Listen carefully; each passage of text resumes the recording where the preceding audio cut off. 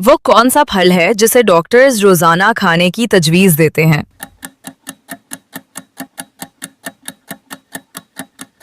सही जवाब सेब। अगला सवाल, कौन सा फल खून में ऑक्सीजन की मिकदार बढ़ाने में मदद देता है?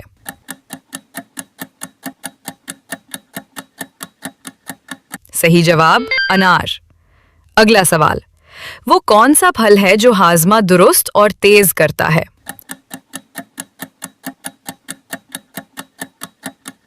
अपनी ज़हानत से इसका जवाब कमेंट सेक्शन में दें। अगला सवाल, कौन सा फल सबसे तेजी से जिस्म को तवानाई फराहम करता है?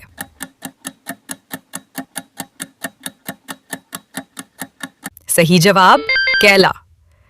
अगला सवाल, वो कौन सा फल है जिसमें विटामिन ए सबसे ज्यादा पाया जाता है?